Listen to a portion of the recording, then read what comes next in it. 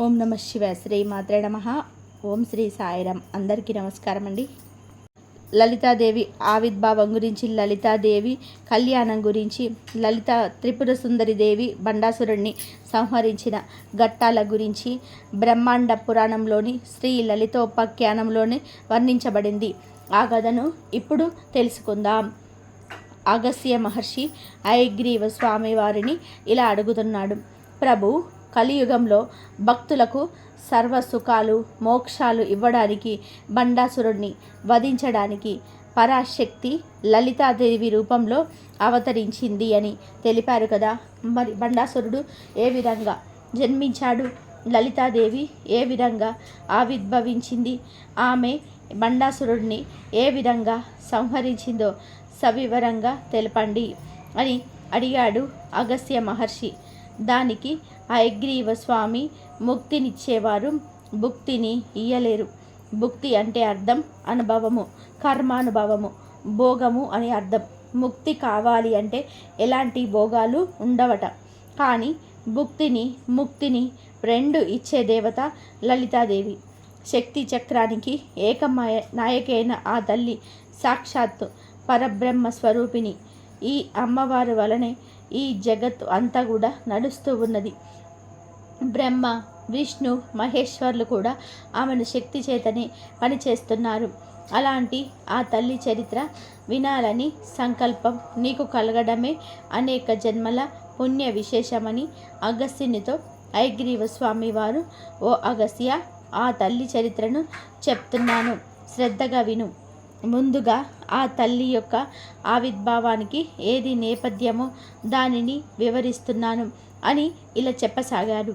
పరమేశ్వరుడు సతయుగం తర్వాత హిమాలయంలోని తపస్సు చేస్తూ ధ్యానంలో నిమగ్నమై ఉంటాడు. శివుడిని ధ్యానం నుంచి మేల్కొనడానికి దేవతలు మన్మధుడిని సహాయం కోరుతారు. మన్మధుడు చెట్టు చాటు నుంచి శివుడిపై పుష్క బాణం ప్రయోగిస్తాడు. ఫలితంగా పరమశివుణ్ణి ధ్యానం చెదిరిపోయింది. కోపోద్రిక్తుడైన తండ్రి పరమశివుడు తన మూడో కన్నును తెరిచాడు. ఆ మూడో నేత్రంలో నుంచి వచ్చిన అగ్ని జ్వాలల్లో మన్మధుడు దహించుకుపోయి ఒక పెద్ద భస్మరాశి కింద పడింది. అయితే పరమశివుడిని రుద్రగణాల నాయకులలోని ఒకడైన చిత్రకర్మ అనే అక్కడ పడి ఉన్న బూడిదను చూసి తిన్నగా వచ్చి ఆ బూడిద అంతటిని కూడా కలిపి ఒక బొమ్మగా తయారు చేసి దానికి శక్తినిచ్చాడు. వెంటనే బూడిద రూపంలో ఉన్న ఆ బొమ్మలో ఒక కదలిక ప్రారంభమైంది. అది చూసి చిత్రకర్మ బొమ్మకి ప్రారంభం వచ్చిందని చాలా ఆనందపడి, నీకు నేను కొన్ని శక్తులని ప్రసాదిస్తున్నాను అని ఆ బొమ్మకి రుద్ర మంత్రాలను ఉపదేశించి జపతపాదులను చేయమన్నాడు. ఇక ఆ బూడిద అంతా కూడా ప్రారంభోసుకొని రాక్షసుడిలాగా మారి చిత్రకర్మ చెప్పినట్టుగా తపస్సు చేశాడు. అయితే తపస్సు చేయగానే ఆ రాక్షసుడికి చాలా శక్తులు వచ్చాయి. ఇతడిని చూసి బ్రహ్మదేవుడు ఆశ్చర్యపోతున్నాడు. ఒక దుమ్ము ధూళి అంతా కలిసిపోయి ఒక రాక్షసులాగా మారడం, ఆ రాక్షసుడు తపస్సు చేసి ఇంత ప్రతాపవంతుడై బలవంతుడై అవ్వడం ఏంటి అనుకొని ఇలా బూడిదతో తయారైన సరే రాక్షసుని చూసి బ్రహ్మదేవుడు బండ బండ అని అన్నాడు. ఇక్కడ బండ అంటే అర్థం ఆశ్చర్యమని. బ్రహ్మ ఇతడిని చూసి ఆశ్చర్యం ఆశ్చర్యం అని అన్నాడు. దీనికి మరొక పేరు చీదరింపు అని అర్థం కూడా ఉంది. అయితే ఈ బండ అన్న పేరు చిత్రకర్మ వినడంతో బ్రహ్మగారి నోటి నుంచి వచ్చిన పదం గనక ఈ చిత్రకర్మ ఆ రాక్షసుడికి బండాసురుడని పేరు పెట్టాడు. ఈ విధంగా ఆ దానవుడి పేరు బండాసురుడు అయింది. పరమేశ్వరుని క్రోధాగ్ని నుంచి పుట్టడం వలన బండు మహాబలవంతుడిగా గొప్ప శక్తివంతుడిగా మారాడు. ఆ వల్ల ఆశ్చర్యకరంగా బండాసురుడు మనసులో సంకల్పించుకోగానే మిగిలిన మన్మధుడిని బూడిద నుంచి ఇద్దరు రాక్షసులు పుడతారు. వారే విశుక్రుడు మరియు విషంగుడు. వారిద్దరూ బండాసురుని ముఖ్య అనుచరులవుతారు. అప్పుడు సృష్టిలో ఉన్న రాక్షసులందరూ కూడా తమ గురువైన శుక్రాచార్యుడితో సహా అక్కడికి వచ్చి బండాసురుడితో చేరిపోతారు. అప్పటిదాకా వాళ్ళు ఎవరైనా రాక్షస నాయకులు దొరుకుతారేమోనని చూస్తున్నారు. ఇక అసలు గురువు శుక్రాచార్యుడు బండాసురుని రాక్షసులందరికీ కూడా రాజుగా పట్టాభిషేకం చేస్తారు. ఆ తర్వాత ఈ బండాసురుడు నన్ను ఈ రాక్షసులందరికీ కూడా రాజుగా చేశారు, కాబట్టి నాకు ఒక రాజధాని ఉండాలి అని అంటాడు. దానికి శుక్రాచార్యుడు దేవశిల్పి మరియుడిని రప్పించి మహేంద్ర పర్వతాల మీద శూన్యక పట్టణం అనే నగరాన్ని నిర్మింపచేస్తాడు. ఇక బండాసురుడికి రాక్షస సేనులన్నీ సమకూరాయి. రథ గజ తురగ విద్యాది ధరలన్నీ సమకూరాయి. పైగా ఇతడికి 4 భార్యలు దొరికారు. ఇతడి భార్యలకు సమ్మోహిని, కుముదిని, చిత్రాంగిని, సుందరి. ఈ 4తో కలిసి బండు శూనిక పట్టణాన్ని ఏలుతున్నాడు. ఆ తర్వాత 8 మంది ముఖ్యమైన అనుచరులను తయారు చేశాడు. ఒకరోజు బండాసురుడు రాక్షసులందరినీ సమావేశపరిచి తమ 2 తమ్ముళ్ళైన విశుక్రుడు, విషంగుడిని కూడా పిలిచి వారితో ఇలా అంటున్నాడు: దేవతలని నాశనం చేయడమే మన ప్రధాన కర్తవ్యం. నా దగ్గర తపశ్శక్తి కూడా ఉంది. ఇప్పుడు మనం ముల్లోకాలని అల్లాడించాలి. దానికోసం మనమంతా కూడా ఒక కొత్త రకమైన యుద్ధం చేద్దాం. ఇంతవరకు మన వాళ్ళంతా కూడా చాలా పొరపాటు చేశారు. మొదటగా నేరుగా ఆయుధాలు పట్టుకొని దేవతలపైకి యుద్ధాలకు వెళ్ళారు. కానీ మనం అలా చేయవద్దు అని బండాసురుడు ఇలా చెప్తున్నాడు. అలాగే మనం ఏం చేయాలి అంటే ఎవరికి కూడా కనబడకుండా వాయు రూపంలో వెళ్ళి ప్రతి వారి ఊపిరిలోకి ప్రవేశించి వారి లోపలికి కూడా వెళ్దాం. ఆ తర్వాత లోపలికి వెళ్ళి వారిలో ఉన్న కూడా ప్రశశక్తి తీసేద్దాం. ప్రశశక్తి ఇది ప్రాణశక్తికి ఆధారం. ప్రాణశక్తి ఇంద్రియ శక్తులకు కూడా ఆధారం. దాని వల్లనే కూడా శరీరం పనిచేస్తుంది. కనుక ప్రశశక్తి కానీ తీసేస్తే వారు కృషించిపోతారు, బలహీనలైపోతారు. అప్పుడు మనం సమస్త విశ్వాన్ని ఆక్రమించుకోవచ్చు. కాబట్టి ముల్లోకాలపై దాడి చేయాలని చెప్పాడు బండాసురుడు. ఇక అనుకున్నదే తడవుగా ఆ 3 అన్ని లోకాలకు వెళ్ళి ఈ పని చేశారు. దానితో దేవతలందరూ కూడా నీరసపడిపోయారు. నీరసం వలన కూడా సాహిత్యం, సంగీతం, అద్భుతమైన విషయాలన్నీ కూడా ఆనందించే లక్షణం రాను రాను కూడా వారికి తగ్గిపోయింది. దేవతలందరిలో కూడా ఈ బండాసురుడు వాయు రూపంలో ప్రవేశించడం చేత అందరూ కూడా ఎలా తయారయ్యారు అంటే ఎవరికి ఒక సాహం లేదు, బద్ధకం వచ్చేసింది. దేవతల ముఖాలన్నీ కూడా ఎండిపోయాయి. ఒక్కరి ముఖంలో కూడా చిరునవ్వు లేదు, అనిపించటం కూడా లేదు. సౌందర్యవంతులైన అప్సరసలు కూడా తిరుగుతున్న ఒక్కరిలోనూ స్పందన లేదు. స్త్రీలకి కూడా భోగాలపైన కూడా ఆసక్తి లేదు. సంగీతం కానీ అమృతం కానీ వేటి మీద కూడా వారికి కుతూహలం లేదు. అందరిలో లక్ష్మీ కళలు నశించాయి. ఇక చివరికి వృక్షాలు, జంతువులకు కూడా అదే గద పట్టింది. చెట్లు పుష్పించటం మానేశాయి, కోయిలలు పూయటం మానేశాయి, అందమైన నందనవనాన్ని ఆడిపోయాయి. ఇక భూలోకంలోని పరిస్థితి కూడా అలాగే ఉంది. అన్యోన్యంగా ఉండాల్సిన అనురాగం పోయింది. ఒక్కరంటే ఒకరికి పడని స్థితి. మానవ బంధాలన్నీ కూడా చెల్లాచెదరైపోయాయి. భార్య అంటే భర్తకి, భర్త అంటే భార్యకి అనుబంధం పోయింది. ఎప్పుడైతే సర్వం నీరసమైపోయిందో అప్పుడు దేవతలంతా కలిసి స్థితికారకుడైన విష్ణుమూర్తి దగ్గరికి వెళ్ళి ఇలా ప్రార్థిస్తారు: స్వామి, మొత్తం దేవతలంతా నిర్వీర్యులైపోయారు. జగత్తంతా కూడా ఒక విధంగా ఎండిపోయి నీరసమైపోయింది. కాబట్టి ఈ పరిస్థితిలో నుంచి బయటపడే ఉపాయాన్ని కూడా సూచించండి అని ప్రార్థిస్తారు. అప్పుడు శ్రీ మహావిష్ణువు ఇలా చెప్పారు: బ్రహ్మాండాలకి అవసల మణిద్వీపమని ఒకటి ఉంది. అక్కడ మహాశంభుడు ఉన్నారు. భక్తిపూర్వకంగా కూడా వారిని ప్రార్థిస్తే మీ సమస్య తీరిపోతుంది అని చెప్పగా దేవతలందరూ కూడా కలిసి బ్రహ్మాండం అవతలి అంచుకు కూడా చేరుకుంటారు. అక్కడ పెద్ద గోడ అడ్డుగా కనిపిస్తుంది. అప్పుడు వాళ్ళు ఆ గోడలో చీలిక ఏర్పడే చీలిక అందులో నుంచి లోపలికి వెళ్ళగా నిరాలంబంగా నిరజ్ఞానంగా పంచభూతరహితమైన చిన్మయ ఆకాశం కనిపిస్తుంది. ఆ ఆకాశంలో నిలబడి దేవతందరూ కూడా చిరాకాశ రూపంలో ఉన్న మహాశంభుడిని స్తోత్రం చేస్తారు. పరమశివుడు దివ్యమైన రూపం ధరించి ఒక చేతిలో చూలం, ఒక చేతిలో కపాలం ధరించి ఎదురుగా సాక్షాత్కరించాడు.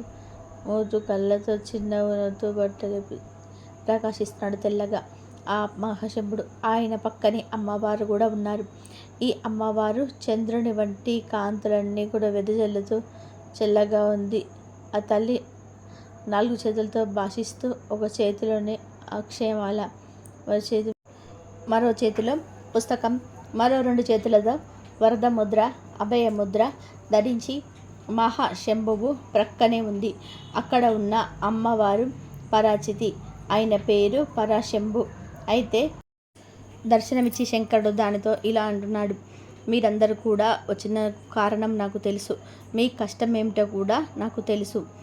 ధర్మం క్షీణించిపోయి నిరసత్వం వచ్చింది. ఇలాంటివి అప్పుడప్పుడు కూడా జగత్తులో దుష్టశక్తుల విజృంభణ వలన జరుగుతుంటాయి. వీటిని కామ ప్రళయం అని అంటారు. దీని నుంచి నా యొక్క శక్తి అయిన లలిత మహాత్రిపుర సుందరి మాత్రమే ఉద్ధరిస్తుంది. కాబట్టి మీరంతా కూడా పరాశక్తిని ప్రార్థించండి అని మహాశంభువు చెప్పగా దేవతలందరూ కూడా పరాశక్తిని ఏ విధంగా కూడా ప్రసన్నరాలని చేసుకోగాలో తెలపమని వేడుకుంటారు. అప్పుడు ఆయన పరాశక్తిని ప్రసన్నరాలని చేసుకొని యజ్ఞ యాగాదుల విధి విధానాలు, ఆ తర్వాత జరగబోయే పరిణామాల గురించి వివరించి దేవతలు చేయబోయే యాగాల గురించి పోతగా ఉంటారని అంగీకరిస్తారు.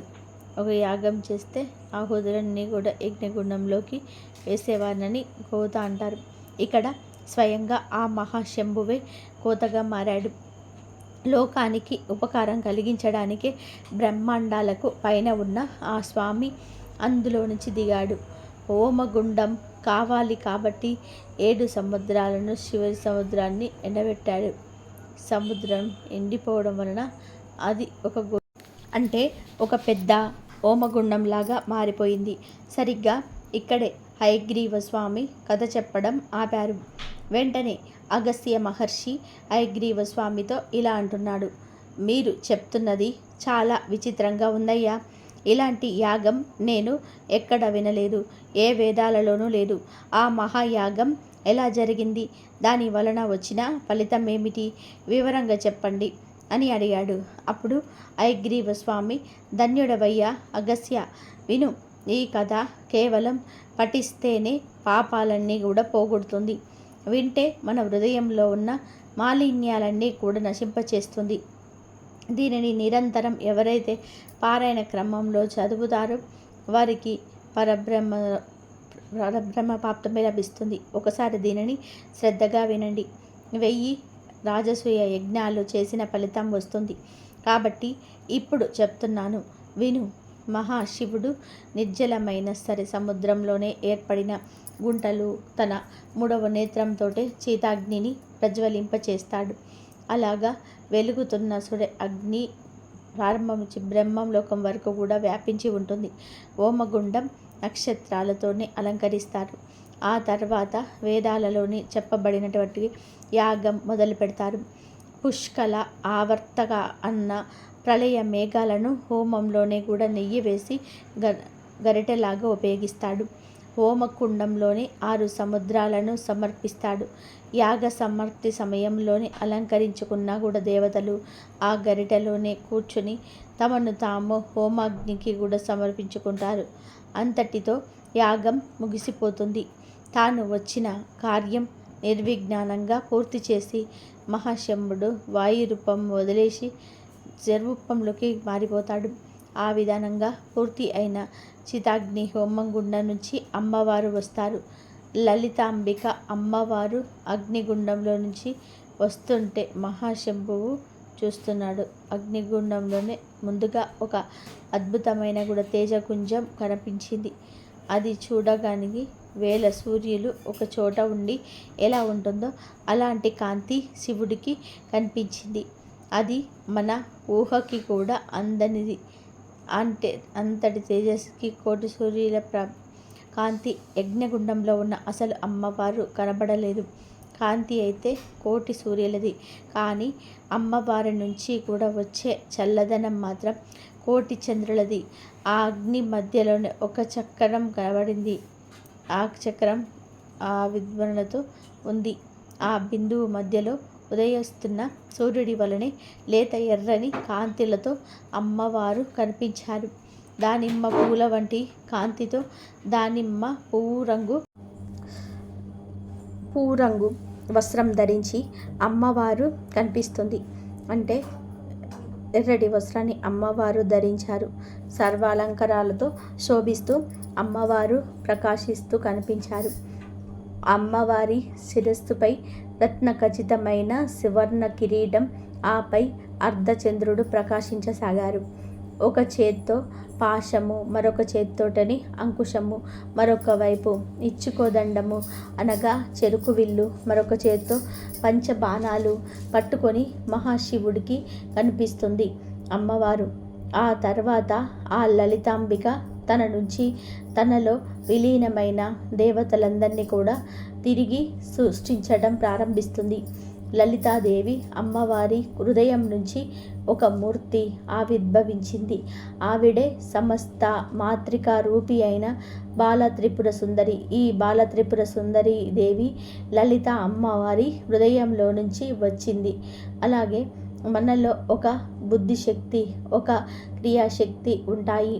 అలాగే అమ్మవారికి కూడా పరిపూర్ణమైన పరమేశ్వర జ్ఞానం, లలితాంబిక బుద్ధి, క్రియలు కూడా శక్తులే. అమ్మవారి బుద్ధిలో నుంచి శ్యామలాదేవి ఆవిర్భవించింది. తిన్నగా వచ్చి అమ్మవారి దక్షిణం వైపు నిలుచుంది. శ్యామలాదేవికి మంత్రిని అని కూడా మరొక పేరు. ఆవిడ వీడని చిలుకని ధరించి కనిపించింది. ఇక అమ్మవారి యొక్క అహంకార శక్తిలో నుంచి ఉద్భవించిన తల్లి. అహంకారం అంటే మనం లోకంలోనే అనుకొని పొగరని అని అర్థం కాదు. ఆ అహంకారము అంటే నేను అనే భావం. అది ఉంటేనే ప్రతాపం ఉంటుంది. నేను అనే స్పందన లేకపోతే ఈ జగత్తే లేదు. కాబట్టి అమ్మవారి యొక్క అహంకారం నుంచి కూడా మేఘం వంటి నీలకాంతితో వరాహ ముఖంతోనే ఒక దేవత ఆవిర్భవించింది. ఆవిడ పేరే వారాహిదేవి. ఆవిడకే దండనాది అని పేరు కూడా ఉంది. మంత్రిని దేవి శ్యామల అమ్మవారు, అలాగే దండనాథ వారాహిదేవి. ఈ వారాహిదేవికే మరొక పేరు వార్తాలి. ఇక అమ్మవారి నుంచి ఇంద్రాది దేవతలందరూ కూడా వెలికి వచ్చి అమ్మవారి ఎదురుగా నిలబడి నమస్కారం చేస్తున్నారు.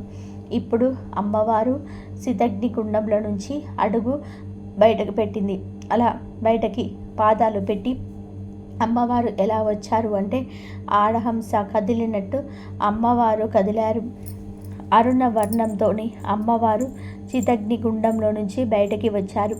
అమ్మవారిని దేవతలందరూ కూడా ఎన్నో విధాలు కూడా స్తుతించి ప్రార్థించారు. ఆ తర్వాత దేవతలంతా కూడా అమ్మవారితో ఇలా అంటున్నారు. అమ్మవారిని స్వరూపాన్ని చూసి, అమ్మ నువ్వు మా కోసం వచ్చావు, నీకు మేము ఒక అద్భుతమైనటువంటి రాజ్యాన్ని ఇవ్వాలి. మీరు బండాసురుడి మీద యుద్ధానికి వెళ్తున్నారు. వాడికి ఒక పెద్ద నగరం ఉంది. కాబట్టి అమ్మవారికి కూడా ఒక నగరం ఉండాలి. అమ్మవారికి మణిద్వీపం అనే ఒక అద్భుతమైన నగరం ఉంది. కానీ అది ఎక్కడ? బ్రహ్మాండాలకి అవతల ఉంది. ఇప్పుడు అమ్మవారు మన కోసం బ్రహ్మాండాలు లోపలికి వచ్చారు కనుక మేరు పర్వతం మధ్య భాగంలోని అమ్మవారికి ఒక అద్భుతమైన కూడా నగర నిర్మాణం చెయ్యాలని దేవతలు సంకల్పించుకున్నారు. దానికి బ్రహ్మదేవుడు వెంటనే విశ్వకర్మని పిలిపించాడు. ఆయన దేవశిల్పి. అమ్మవారికి ఆవాస నిర్మాణము అంటే అది క్షణాల్లో అద్భుతంగా జరగాలి. ఆ నగర నిర్మాణాన్ని విశ్వకర్మ తప్ప మరెవరు కూడా నిర్మించలేరు. కాబట్టి విశ్వకర్మ వెంటనే వచ్చి అద్భుతమైన నగరాన్ని కూడా నిర్మాణం చేస్తున్నాడు. అందులోనే కూడా అమ్మవారి పరివారాలు కూడా ఉండడానికి కూడా భవనాలని నిర్మాణం చేశాడు విశ్వకర్మ. అమ్మవారి దగ్గర ఉన్న కూడా మహాగణేశులకు, వీరభద్రులకు, మిగిలిన దేవతలందరికీ కూడా సరైన చోట కూడా వీటన్నిటితో పాటు ఒక అద్భుతమైనటువంటి నగరాన్ని నిర్మించాడు. ఆ నగరం పేరే శ్రీమన్నగరం. ఈ విశ్వకర్మ శ్రీమన్నగరాన్ని అత్యంగా మణిదీపంలోనే అమ్మవారి ఎలా ఉంటారో దానిలాగానే నిర్మించారు. అంతటి మణిద్వీపాన్ని ఇక్కడికి తెచ్చే శక్తి ఈ విశ్వకర్మకే ఉందా అంటే అమ్మవారి కోసం అనగానే అమ్మవారికి అలాగా అమరిపోతాయి. ఆవిడ ఉండే చోట అద్భుతమైన శ్రీమన్నగరం నిర్మాణం జరిగింది. అందులోనే కూడా ఒక అద్భుతమైనటువంటి సింహాసనం కూడా ఉంది. సబంత నవరత్నమయమైన స్తంభాలతో నిర్మాణమైంది. సింహాసనం సిద్ధంగా ఉంది. సింహాసనంపై అమ్మవారు కూర్చోవాలి. కానీ బ్రహ్మదేవుడు అమ్మవారిని కూర్చోమని చెప్పడానికి మొహమాట పడ్డాడు. దానికి గల కారణం ఈ బ్రహ్మదేవుడు సాంప్రదాయం బాగా తెలిసినవారు కాబట్టి సింహాసనం మీద కూడా ఒక స్త్రీని కూర్చోబెట్టరాదు, అలాగే ఒక పురుషుడిని కూడా కూర్చోబెట్టరాదు. ఈ సింహాసనం మీద కూర్చోవాలి అంటే భార్యాభర్తల్లో కూర్చోబట్ట. అయితే శితగ్నికుండంలో నుంచి అమ్మవారు కూడా ఒక్కరే వచ్చారు కాబట్టి ఈ బ్రహ్మదేవుడు లలితాదేవితో కూడా ఒక స్త్రీకి రాజ్యపాలన చేసే అర్హత లేదు, అలాగే ఒక పురుషుడికి కూడా రాజ్యపాలన చేసే అర్హత లేదు. కాబట్టి నీకు ఎవరు అనుకూలమో వారిని వరించు తల్లి అని అన్నాడు. బ్రహ్మగారు ఎందుకలా అన్నారు అంటే అమ్మవారిని మంగళ సౌందర్యం చూస్తూ ఉంటే వెంటనే ఒకటనిపించింది. అమ్మవారు ఏ రూపం ధరించినా సరే ఆయన మాత్రం శివుడే. ఆయన మహాశంభువు అక్కడే నిలిచొని ఉన్నారు.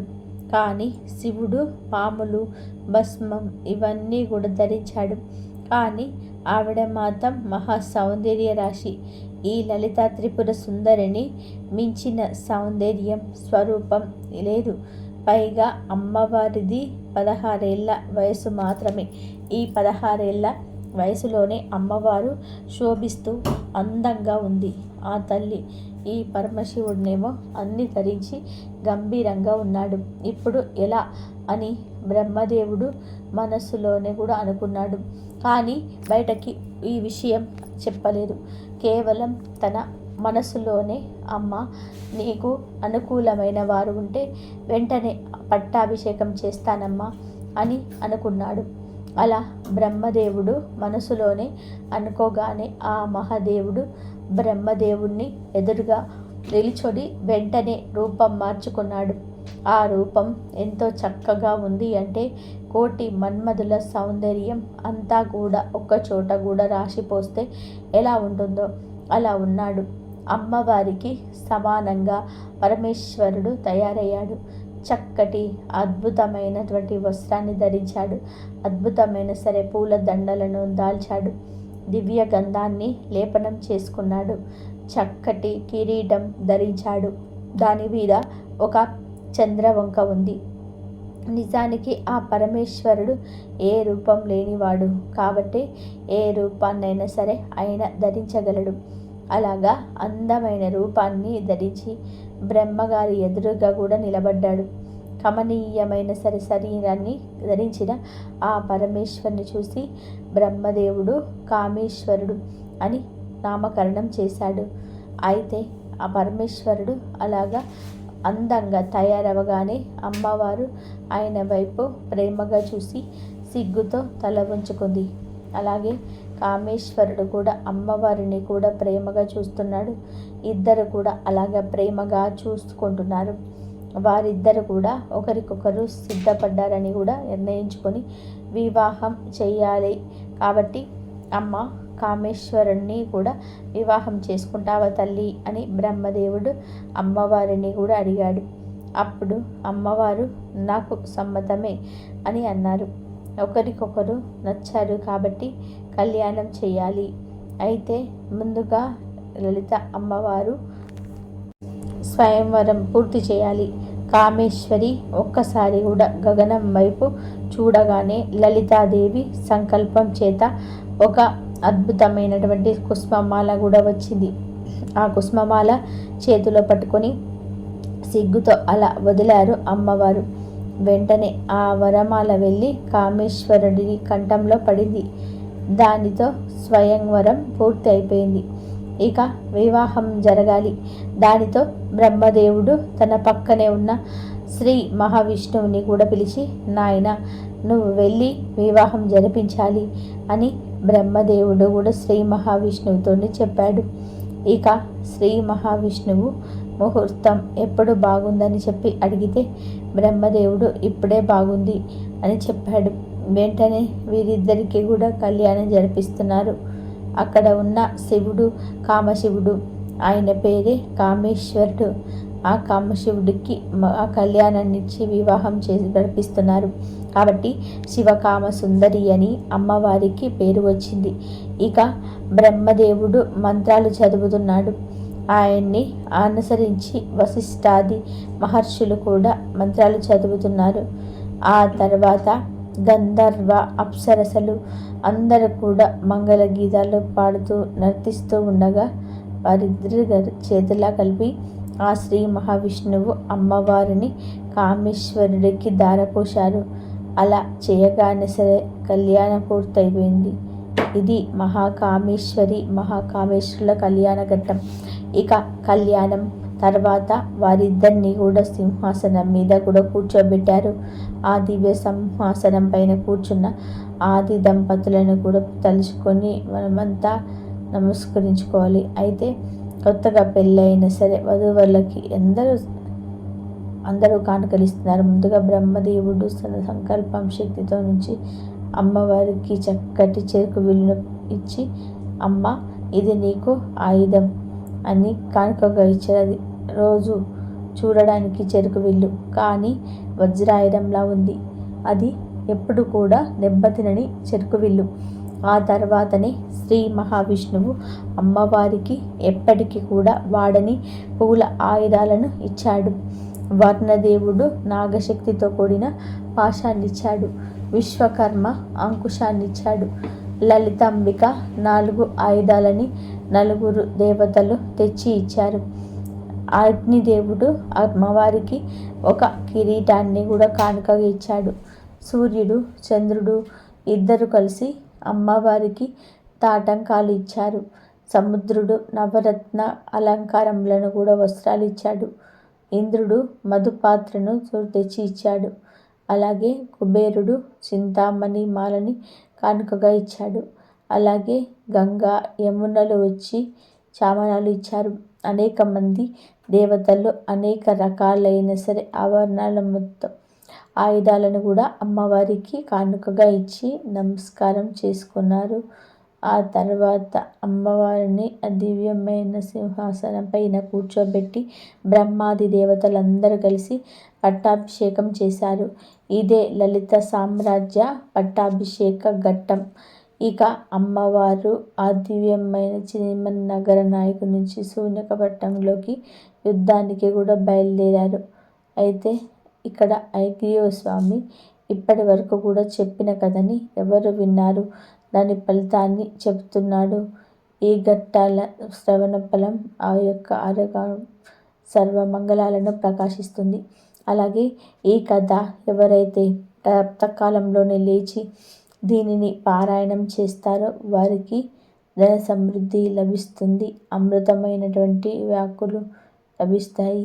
వారికి ఇహంలో పరంలో కూడా శుభం అనేది ఉండదు. వీరికి మంచి యశస్సు లభిస్తుంది. సాటి వారితోనే కూడా పోలిస్తే వీరు ఉన్నత స్థానంలోనే ఉంటారు. పదే పదే వారికి స్థిరమైనది లేదు. లక్ష్మి లభించడమే కాకుండా అది కూడా శ్రేయస్సు లభిస్తాయి. అలాగే మీరు శ్రద్ధగా కూడా విన్నవారికి తాపత్రయాలు కూడా నశించి పురుషార్థాలు కూడా లభిస్తాయి. అయితే ఇప్పుడు అమ్మవారు యుద్ధానికి కూడా సిద్ధపడ్డారు. లలిత అమ్మవారు శ్రీచక్రమణి రథంలో సర్వాయుధాలను నింపుకొని యుద్ధానికి వచ్చింది. సన్నద్ధులయ్యారు. లలిత త్రిపుర సుందరీదేవి బండాసురుడితో ఎలా యుద్ధం చేసింది, బండాసురుడిని ఎలా సంహరించింది, శక్తి సైన్యం అసుర సైన్యంతో ఎలా యుద్ధం చేశారు, ఏ ఏ దేవతలను ఏ ఏ రాక్షసులను సంహరించారు, ఈ విశేషాలన్నీ కూడా మరొక వీడియో తెలుసుకుందాం.